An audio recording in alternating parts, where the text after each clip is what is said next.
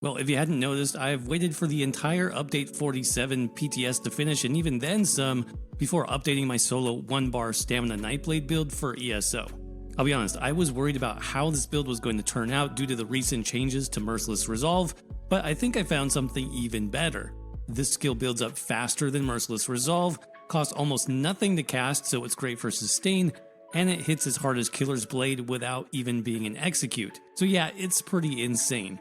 Believe me, with this skill unlocked, this build hits like a truck. Plus, we have all the usual insane healing and survivability you'd expect for a solo build that lets you take on any solo content in the game, with only one skill bar by the way and no trials gear necessary. This is the new solo stamina Nightblade, so let's jump right into it. Alright everybody, here we are back on the 1-bar stamina Nightblade build for the Elder Scrolls Online. One of my favorite builds of all time. And time for an update for this one, I think. So that's what I did here. Let's go ahead and jump right into things. Checking out the buff stats, of course. Not much that we need to do to buff up on the 1-bar build. Simply pop a potion and let's check out the character sheet here. So about 14k max magicka, 24k max health, almost 30k max stamina. You can see our recoveries are very nice. Our weapon and spell damage also looking good, and our crit chance, very impressive, 73% right now. That will be over 90% when we're in execute range. We'll talk about how we can get there due to subclassing in just a little bit. You can see we have good offensive penetration and resists as well, and like I said, very simple. Not much need to do in terms of buffs on this one. But in terms of your attributes, you will want 64 points into stamina. We are playing the stamina-focused Nightblade for this one. Of course, we want the Thief Mundus. That's just going to be your best in slot option. For solo play especially, you want as much crit chance as possible to increase your damage and, of course, your healing. In terms of consumables, we've got the Artaeum Takeaway Broth. That's going to be best for, damage, sustain, and survival. You're getting a ton of nice stats here. Now, I know this can be expensive. If you want something a little bit cheaper, then I'd recommend something like Dubious Cameron Throne. That's going to give you pretty much all of these stats except for the health recovery, and that would be much cheaper if you're going to buy that, for example, on Guild Traders. But you can see all the other buffs that we have access to on this build. You probably know what that means with the 1-bar setup and how we're getting those, but we'll go through all of those in just a minute. In terms of other consumables, we do have Tri-Stat Potions on currently. That is going to be best in slot for solo content, especially if you're trying to do more difficult options, like let's say solo dungeons or arenas. This is nice because it gives you all 3 resources back. We are going to use all 3 on this build. But if you're just doing, easier solo overland content, then I would recommend just a basic stamina potion. That would be completely fine as well. Finally, for the race, we are going to use Khajiit for this build. I think that just makes sense on the Nightblade. You have the increased recoveries, you have the increased resources, max health, magicka, and stamina. And then, of course, Feline Ambush, very good for solo content still. That's increasing your crit damage and crit healing by 12%. But I think that's pretty close to the cap on this build, even for a solo setup, which is really nice. If you think you're going to do more group content on this build, then you probably want something with weapon and spell damage. Your best case scenario there would be either Orc for a little bit of extra health and survivability, or the Dark Elf for the stamina and magicka. Both of those races get weapon and spell damage, so those are going to be good for group content. But yeah, I think that's the basics, so we can jump right into the gear sets next and see how things have been updated here. What I really like about this build is we are running 2 crafted sets currently, and for soloing, it doesn't get much better than that. If you have good crafting skill, you can make these yourself. And if not, you can buy these on Guild Traders. They are tradable, so this setup is pretty easy to obtain. And we are starting off with the new-ish Tideborn Wildstalker set. This one is really good for direct damage focused classes. Talking, Nightblade, even Templar Arcanist can make use of this because of how their main damage abilities work. But basically, this increases your direct damage to monsters by 12%, which is a huge boost for those big Nightblade abilities. Of course, we also get offensive penetration, we get crit chance, weapon and spell damage, so all the bonuses here are really nice. And yeah, like I said, this is craftable, so you can set this up however you want. I do prefer a 2-hander for most solo builds. That's because when we get to skills, we'll be able to get a damage shield from the 2-handed skill line, which is very handy. But you can also run the two-handed maul, which is going to give you even more offensive penetration through the two-handed passives. And yeah, you'd want precise on this for the extra crit chance, and then absorb stamina as your glyph there for a little bit of extra sustain. So that two-handed maul is going to give us 2 set piece bonuses. Remember, it is a two-handed weapon. Then we would just need 3 more crafted pieces. For that, I've gone with the heavy chest, just a little bit more armor for this one. Divines, max stamina on this. And then 2 pieces of jewelry. We've got the Tideborn neck and ring. Both of those with the weapon and spell damage glyph and bloodthirsty as the trait for a little bit extra damage in execute range. So that is our first set. Like I said, really good set for soloing, for DPS. Definitely recommend you pick up this one if you don't have it yet. That does come from Solstice, but like I said, it is tradable as well. And now with that, like I said, we're going to pair another crafted set, meaning this setup is really easy. That's going to be another classic set for the Nightblade, Order's Wrath. This one gives you a ton of crit chance, as well as even more crit damage, so it just makes sense with the Nightblade passives, stacking with everything that we do. Now, we are mainly going to run this as a medium armor set on the body. So I've got the medium boots, I've got the medium legs, medium hands. I did go with the light waist here. That's going to let me take advantage of the Undaunted Metal passive for a 6%, up to 6% Magicka stamina and health.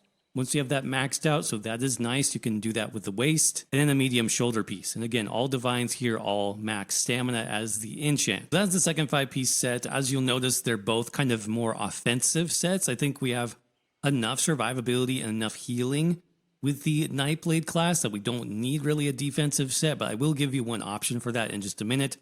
But to round out the build, you're going to want 1-piece Slime Craw. That's just going to give you an extra crit chance bonus. Medium would be ideal with the max stamina and Divine's trait here. And then, of course, we've got our Oaken Soul Ring. That's going to give us tons of juicy buffs, giving us all of our damage and crit chance, giving us armor. Just so many good buffs on this that make the 1-bar build so powerful right now. If you don't have this yet, definitely pick it up. I'll have a link in the written guide for how to get the Oaken Soul Ring. Definitely highly recommended. And then that too is going to be bloodthirsty with the weapon and spell damage enchant.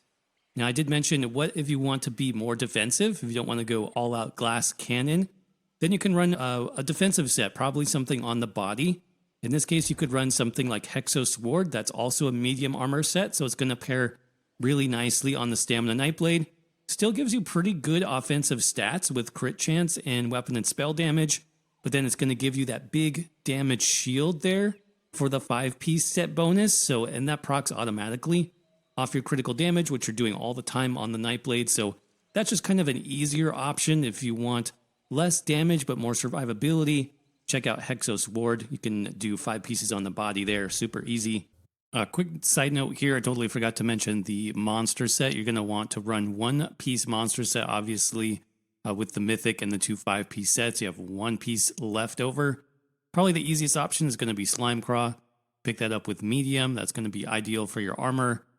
Max stamina, divines, and then you get the 1-piece crit chance bonus here, just to stack that crit chance even higher on the Nightblade. I think it makes the most sense for this 1 piece. But yeah, that's it in terms of the gear sets. Again, you can find all of this listed on the website, hacktheminotaur.com. Link for that will be down in the description and the pinned comment below. Let's talk now about abilities. I know some skills are changing for the Nightblade. Now, we're going to talk first about the subclassing version of this because you can get a lot of extra power as a subclassed Stamina Nightblade. But we do have options for if you want to just run nothing but Nightblade skills. I'll show you how to do that as well. Starting with our first damaging ability, that's going to be Killer's Blade. That comes from Assassination. That is your single target execute skill, does a ton of damage, heals you back when the enemy dies within 2 seconds, and you can use this on enemies with less than 50% health, so it is really strong. The damage scale is very high. I don't typically use this until around 30% or so, but even if you need to use it with higher health, it won't be wasted. Next up, you can see I am subclassing some Necromancer abilities. Specifically, these come from the Gravelord skill line. Why did I take Gravelord? Well, I think it's really good just in terms of passives alone, so we can kind of look at those first and see how these are good. Great, in fact, for a solo build. So, for example, Death Knell, one of the best ones here. This increases your crit chance your crit strike chance against enemies under 33% health by 20%. So that's in that execute range that we just talked about, where you're using skills like Killer's Blade. You're going to have 20% bonus crit chance. So that's why I said, we're in like the 95 to 100% crit chance range once enemies are low health. So that's a ton of extra DPS when you consider how much crit damage we have on the Nightblade class as well.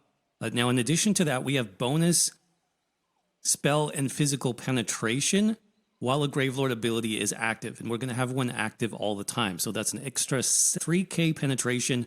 Again, really good for soloing, and that stacks with our Gravelord abilities, which we'll talk about in a minute.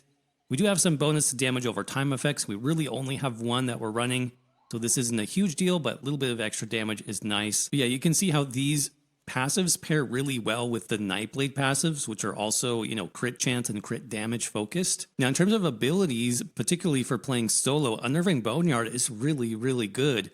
This is a frost damage AoE, but it applies 2 nice debuffs to enemies in the area.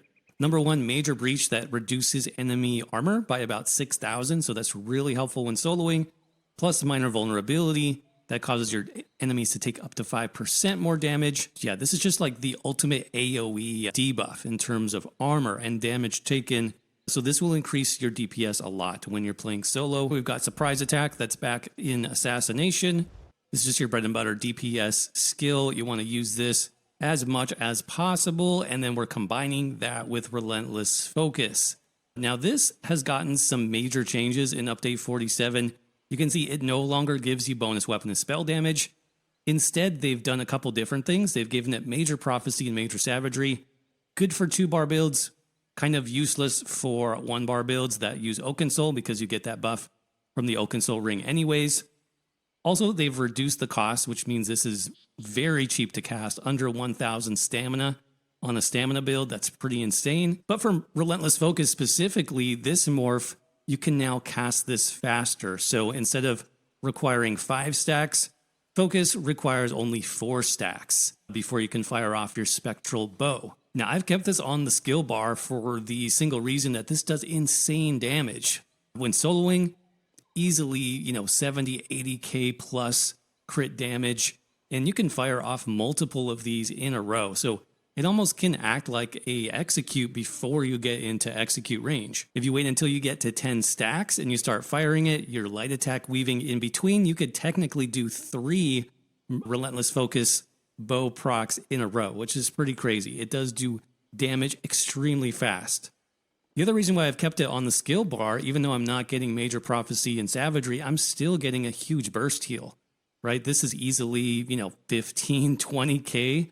Once we're doing those big crit hit damages, 36% of that is going to convert to a heal.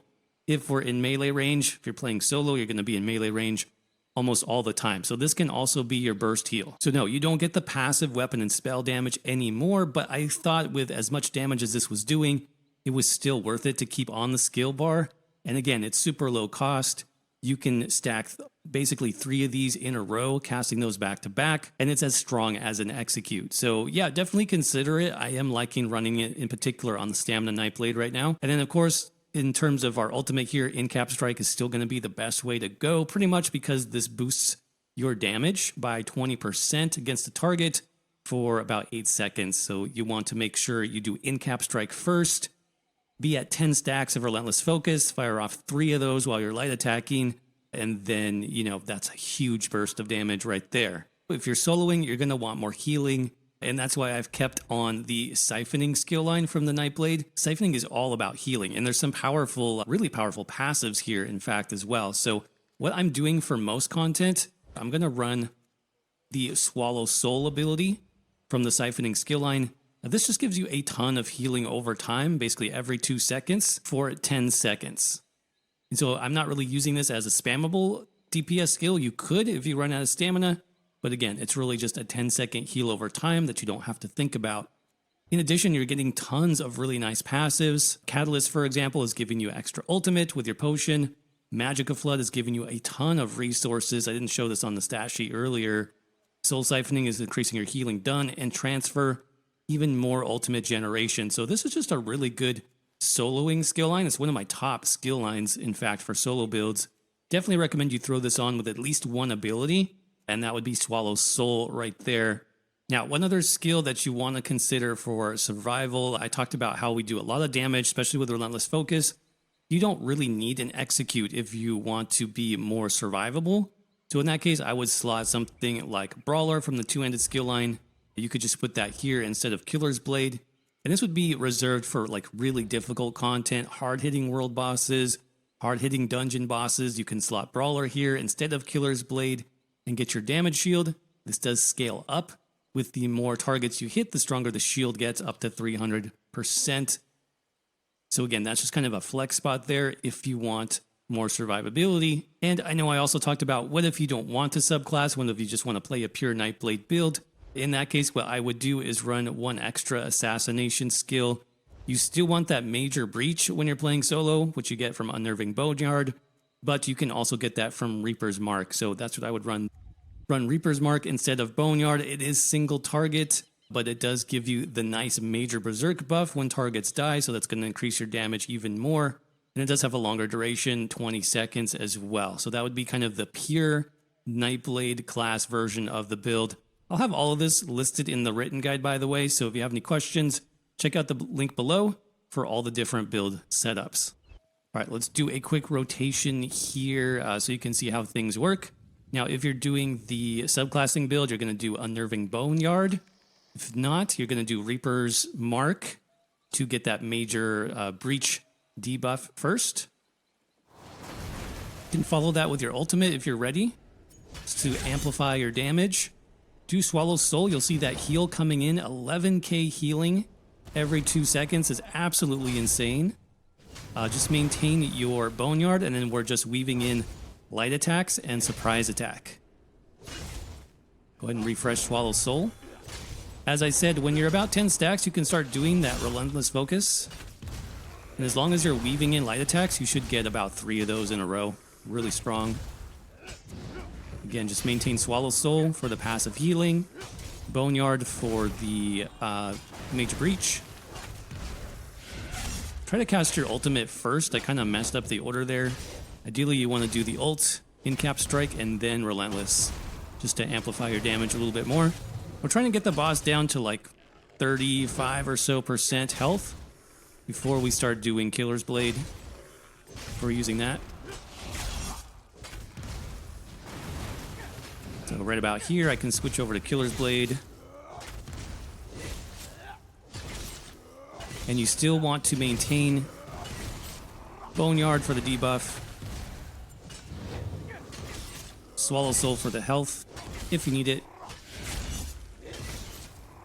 There you go. Super fast, super easy. All right, what about champion points? I'll have these listed as well in the written guide, but I'll go over the slotted stars here very quickly. In terms of the green tree, these are completely up to you. I typically go with Steed's Blessing for the movement speed, as well as Master Gatherer, Gifted Rider, and then Warmount. For the blue tree, you saw that we basically are just doing, a ton of direct damage. So Deadly Aim is going to be where you want to start. That's going to boost your direct damage abilities by another 6%. Combine that with Master at Arms, another 6% damage boost. Fighting Finesse for the bonus crit damage and crit healing. And then offensively, Wrathful Strikes, definitely the best way to go. Though you can substitute this for more healing if you want, with something like Reaving Blows that ends up being very strong on this build too, because of how much direct damage that we're capable of doing. Don't forget as well, in Staving Death, pick up your defensive stars if you're playing solo, particularly Preparation for the 10% damage reduction. Over in the red tree, you'll want to start with Rejuvenation, followed by Fortified and Boundless Vitality for more max health. If you're playing with Brawler or Hexos Ward, you'll want to pick up Bastion as your 4th red CP. This just increases your damage shield strength by 15%. If not, you can do something like Bloody Renewal for a bit of extra stamina sustain. Finally, if you're wondering about the outfit style here, believe this is a costume. Yep, this is just the Covenant Scout. We've got some black and gray dyes going here, combined with the hat, which is the Renegade Dragon Priest. Alright everybody, with that said, that's going to wrap up this build update for the solo 1-bar stamina Nightblade.